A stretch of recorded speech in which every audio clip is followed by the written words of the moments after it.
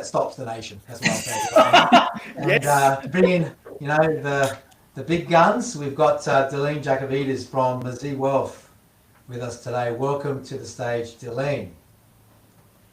Thanks for having me. I now understand what you were saying on LinkedIn when you were saying the podcast that stops the nation. I now understand because I forgot it was Melbourne Cup today. Yeah, so I'm a crazy guy. So I've come into work. It's Melbourne Cup in Melbourne, and working away, doing what you do, which is helping clients. And so we love it, and that's why we're here. But look, before we bring you to the stage, I just want to go through a bit of a biography on your illustrious career thus far, Deline. And so just to remind everyone why we do these podcasts is to invite the best of talent to the stage to share practical insights and takeaways to help all our viewers learn and grow. So, Deline, one of the strongest advocates for our profession out there, so thank you for your efforts. I believe you're heavily involved with FAAA, which is fantastic. An amazing advocate for women in finance, FAAA 2024 winner in that category as well, Inspire Women in Excellence and Advice. So well done on that. I'm going to go back a few years. So you founded Mazi Wealth in 2022. I remember that phone call that you made to me, and no one was really wanting to put you on. And I was like, I'll take her. You can just tell he's going to do well. And you had what it took, I believed, and you proved me right. Because I tell you what, it's just been an avalanche of success since. 2023 Spark Advisor of the Year. Again, 2024 FAAA Inspire Women in Excellent Advice Winner of the Year. Win again, 2025 Spark Advisor of the Year, so two-time winner. And then in 2025, you brought in a business partner in Jade Jenkins as well. And yesterday, I saw you pop in a bit of a party popper there. FS Power 50 Most Influential Advisor, Deline Jacovides. Is there anything that you can't do? There's plenty. And obviously you've got Andrew and the kids, and so you're busy mum and busy wife. Yeah. So well done. What a great run, and congratulations on what you've been able to achieve. So I'm going to hand to you, and you're going to hopefully share some amazing insights. And the topic of today is leading with purpose, what money can and can't buy. So what made you come up with this topic? Was there an event that triggered you to share your topic with our audience today? Kick us off. Yeah.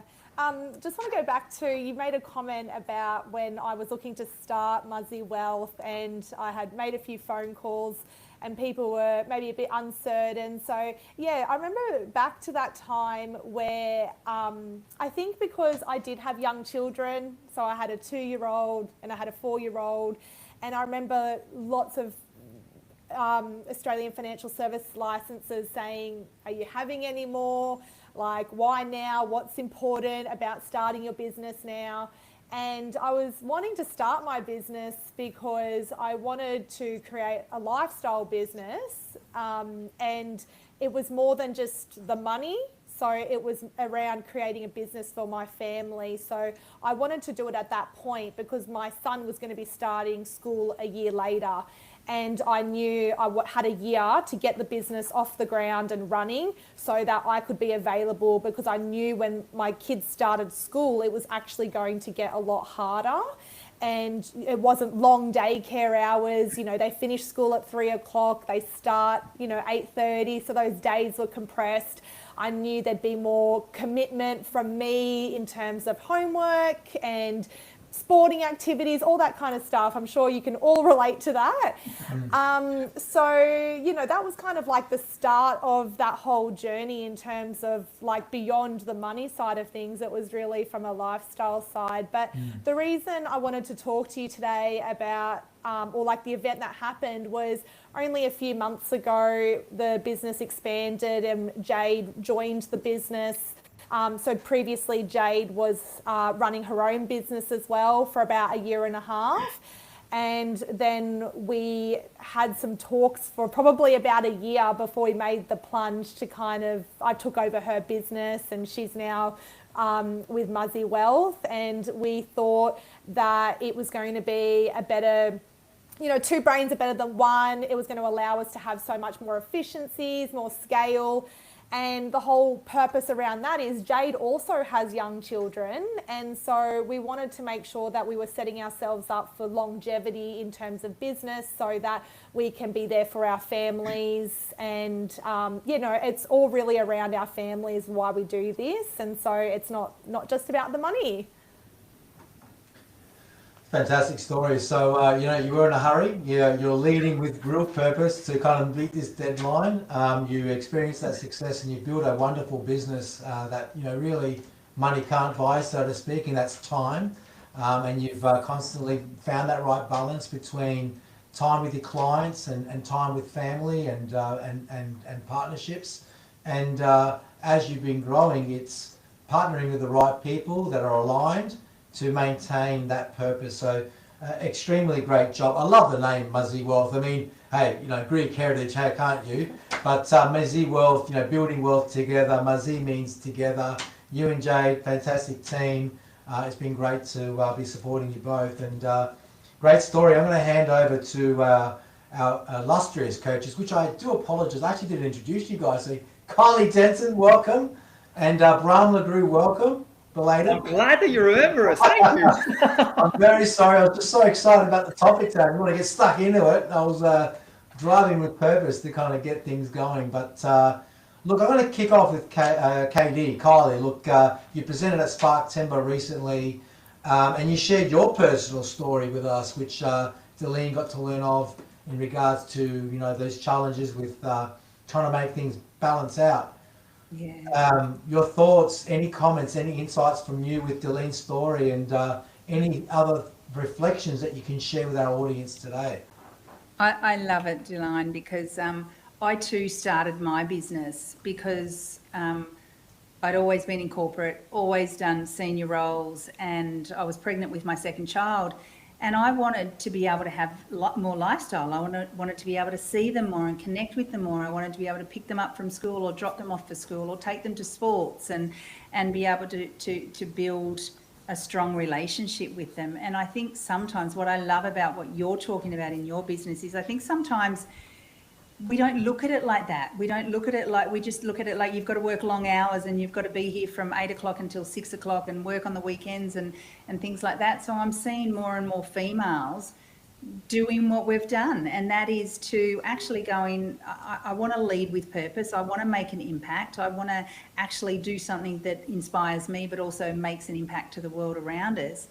And it's such a pity that people were asking you whether or not you wanted to have any more children, right? Because I actually find sometimes the people like us are actually the hardest of workers, right? So why wouldn't they want us to do that? So, I think what you're showing is that not only can we lead with equity, but we can also lead with purpose, but we can also bring other women along the journey with us at the same time and make an impact together. And I think what that shows is that you're willing to open your heart and your business to allow other women who want that same purpose as you. Yeah, that's right. So the other people in the business, Kai is a mum, so she's got 2 young children as well. And then we've got Katie, she works part-time. So everyone's got a lot of, it's all about like we all want the same things. And so it's been a real alignment to, wait for those right people to join the business. Hey, and let's just don't forget that the men can also contribute a little bit along the family line. I'm here. Yes? I'm the licensee, so I'm contributing, and our team's contributing. Here we go. Yeah. I've got the young sick Liam home. Guess what? I'm home. And right? Whilst Andrea's out on the road.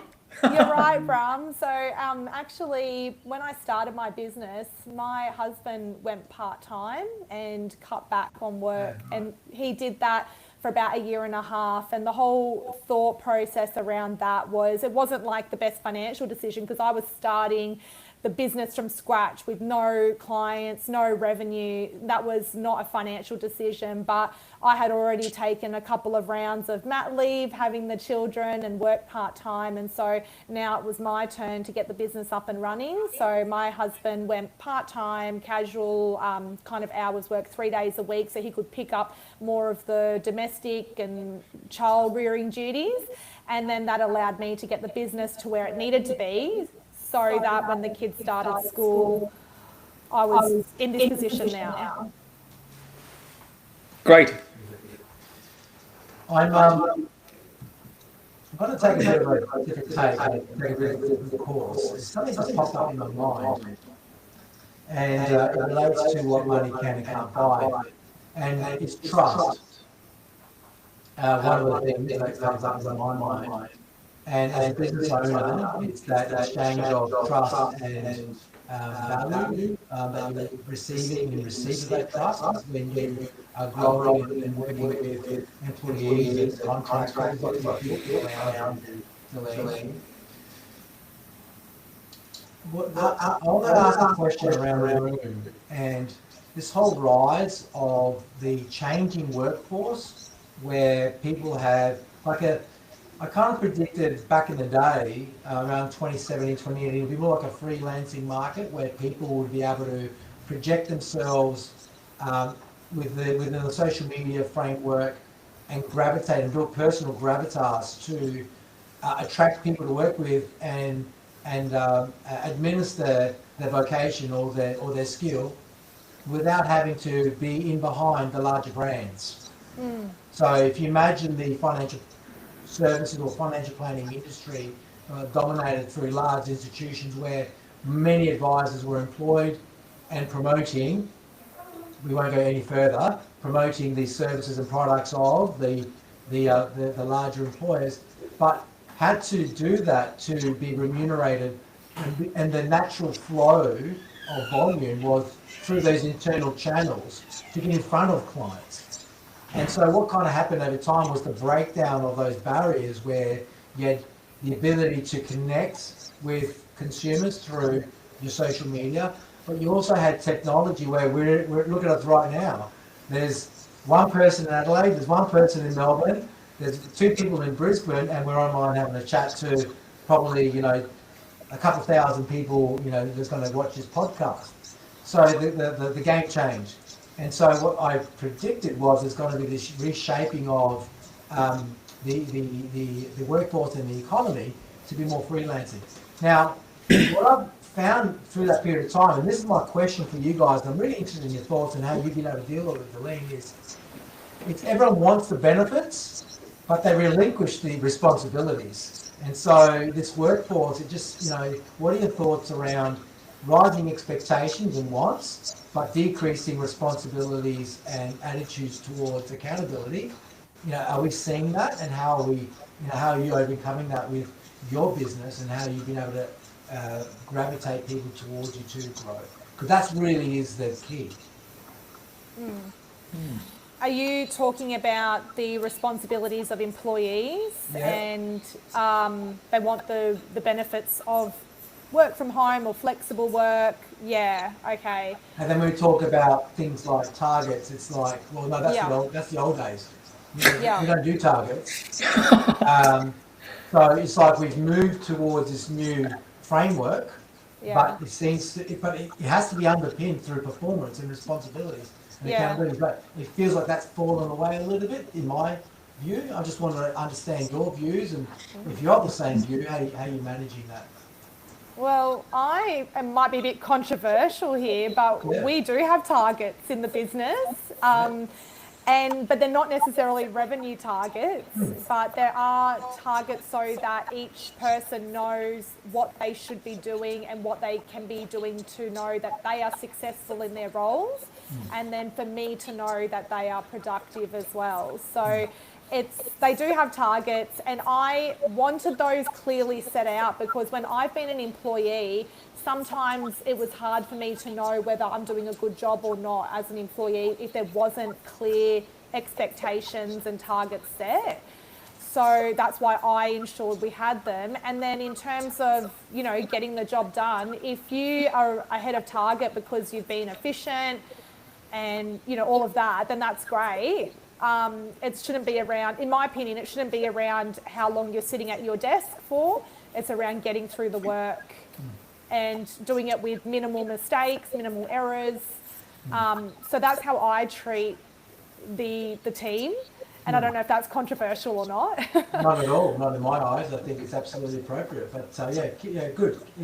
Keep going. Yep. So I think that's, the targets are the main thing to start with. And then in terms of being clear on boundaries as well. So that's for me, but then also my employees. So I think that's really important as a business owner. So if you have, you know, things scheduled in your calendar, again, this is something that kind of bothered me when I was an employee. If you had meetings scheduled with your directors or your employers and then they weren't turning up to meetings, I kind of felt like that respect for time wasn't being met. So if there's things in the diary, because often as business owners, we might put in, you know, regular weekly catch-ups, you know, huddles, but then if you're not turning up, and if you're an employer or a, you know, manager and not turning up to those meetings, that can create, you know, a trust thing as well, if we go back to that. So that's something that's really important. So following through, if I say I'm going to do something, if I'm going to turn up to a meeting or it's booked in, turn up, respect my employees' time, and then they should also come to those meetings prepared and respect my time as well. And then also just around those boundaries, like if we've got meetings booked in, we're just aware of who's on, you know, leave or who's not working that day, just being aware of all those kinds of factors as well. Yeah, establishing the values, making them non-negotiable, and then on a regular basis talking with your people as to whether or not they've demonstrated and lived the values and how they can improve. It's so important because I feel that at times there's this, you know, we take a lot of responsibility as business owners. You know, it's our, you know, Mazi Wealth, you know, people recognise Mazi and I think of Deline. You know, people think of, you know, Spark and they think of me. And so it's our reputation, it's our brand that's out there in the marketplace. And so really it's really important that we have these frameworks in place to ensure that all constituents are working towards upholding the reputation and the credibility, because we all want our employees to be successful and we all want our employees to do well so they can have the financial capacity to then, you know, look after us better. I mean, that's got to be the mentality. And I just feel that, you know, it's kind of maybe changing it a bit out there, and what I'm seeing and hearing across many businesses that we support, it's this war on talent, it's attracting and retaining talent, but the talent itself has got this potentially this conflicted point of view. Bram, you're nodding your head. Are you seeing or hearing the same things out there with the clients that you're working with? Absolutely. I'm glad you picked up on it. So look, I'm going to start with a quick story.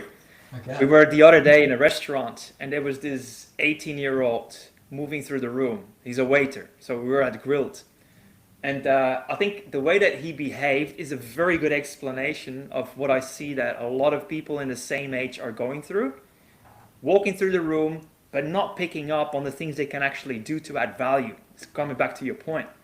And so just walking through the room, just minding his own business until somebody finally asks him something. Now, I don't know about you guys, but back in the days when I was in that age, on the floor somewhere in hospitality business, I looked for things to do proactively. Yeah. I think that's where a disconnect that I hear all of my clients say when they have certain people knock their door expecting the world, but not necessarily thinking of, well, hang on, there's an exchange of value here. For me to receive an income, to do what I want to do in my personal life and fuel the purposes that I'm passionate about, I actually got to contribute value back that is in excess of what they're actually paying me for. And I think that whole disconnect, that purpose of like, I want everything, but not really like, what do I need to do in exchange, is where I think sometimes people go a little bit array.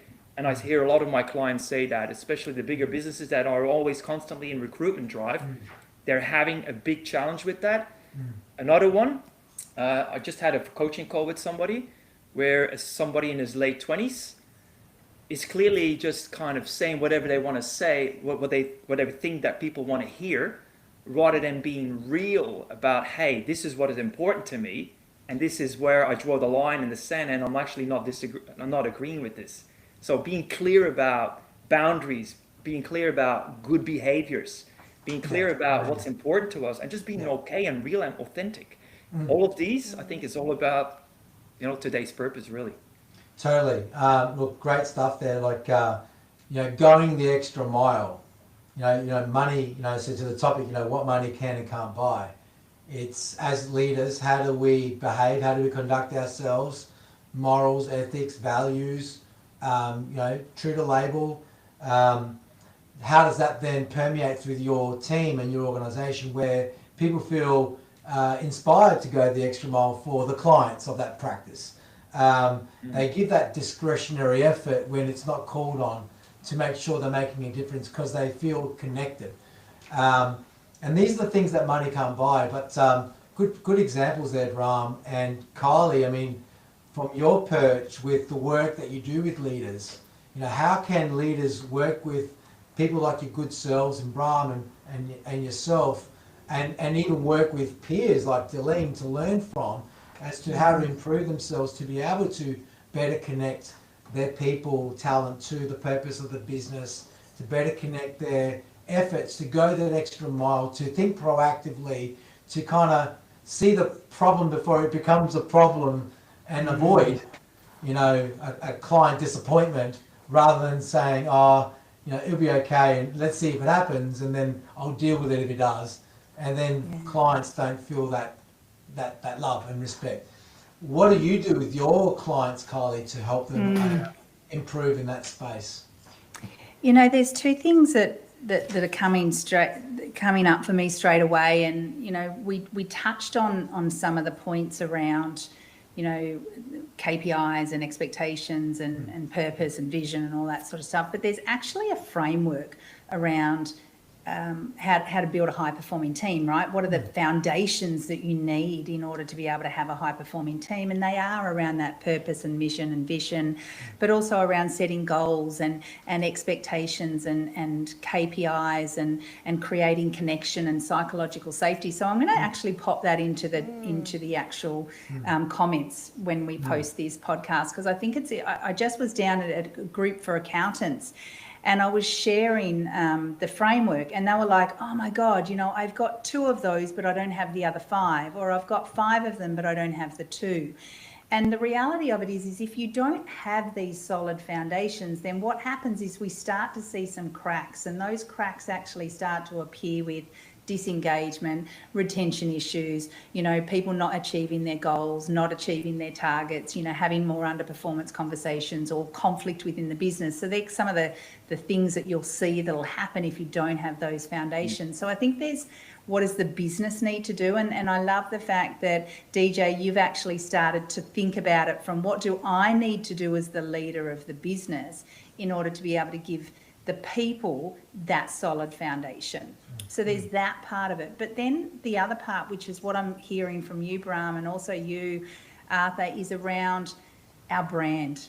And I run a workshop around brand, and Jeff Bezos says, your brand is the 7 words, or 6 words, I think he says, the 6 words that people say about you when you're not in the room, okay? So, for me, when I'm working with leaders, I want to know what do you want your brand to be? Because if you're just walking around adding no value, like you were saying, whether it be in a restaurant or whether it be in an office, Bram, or whether it be with your clients, then what do you think they're going to be saying about you? So, I often get leaders or staff to go, these are the 6 words I want people to be saying about me when I'm not in the room. And that might be to you, DJ, it might be to you, Arthur, it might be to your clients, it might be to the peers. And then I get them to sense check that. And then I get them to consider what behaviours would they be doing if they were showing up like that. So if you were, accountable, then what would you be doing if you were accountable? Well, you'd be delivering on results, you'd be handing your work in when it needed to be handed in, you'd be ringing clients back within our core period of 24 hours or whatever it might be.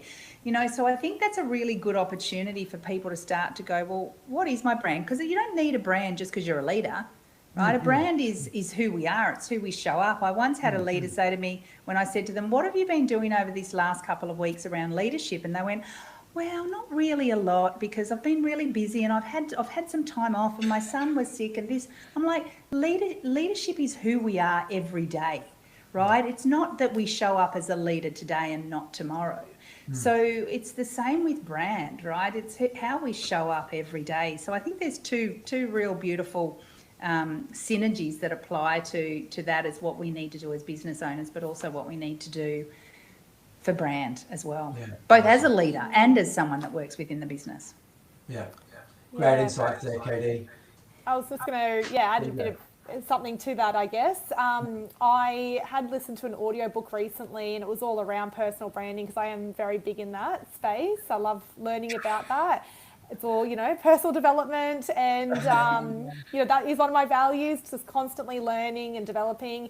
But they did say in the book that everyone, whether you think you've got a personal brand or not, you have one, whether you create it or you get given a default one.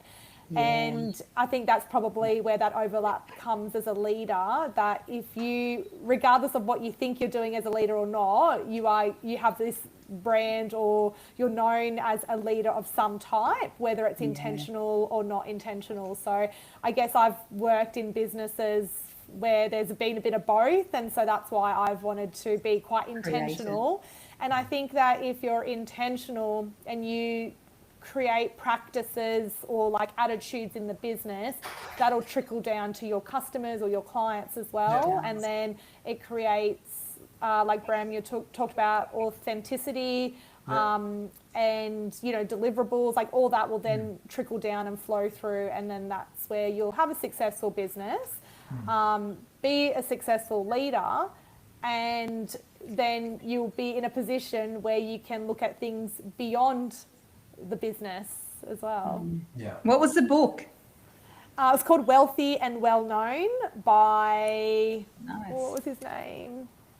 Can't remember his name, sorry. I'll have to give you the details of that afterwards. We'll pop it in the chat bar as well. Look, DJ, we're on the home stretch. We've probably got a good 3 or 4 minutes, and then we'll wrap up with what we ask our special guests every episode. Kylie will ask you that question. But take us on the home stretch. Look, a massive 4 years, pretty much. January 22. Yes. I reckon you started. So fast coming around. You've feels like you've hit like the pinnacle. Like you've been recognised. You're respected in the profession. You've got a growing business, a beautiful brand, a beautiful team. Everyone's really engaged. Where's this going? What's next? Trying to work that out actually at the moment. I feel like I haven't gone out to set, there were things that I did in the business from the early days that there was a goal around in terms of, creating a lifestyle business and being there for my family. In terms of, finding a business partner like Jade, that was not really intentional. Like I mentioned, we'd spoken about that for quite a long time before we realised there was an alignment in terms of values, synergy. So that was a long process to get to that point. And then in terms of growing to the next stage, we're not out there to be the biggest financial advice business in the country. That's definitely not the goal.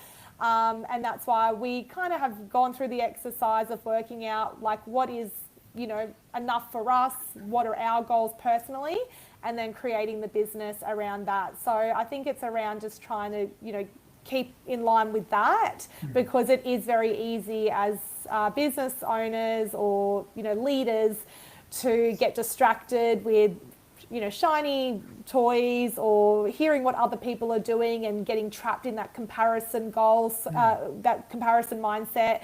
So it's around just trying to stay really focused and clear on what we are trying to achieve and the things that we want to do outside of our business as well. And we haven't really spoken about, but there's a lot of, advocacy work that we do outside of our, business.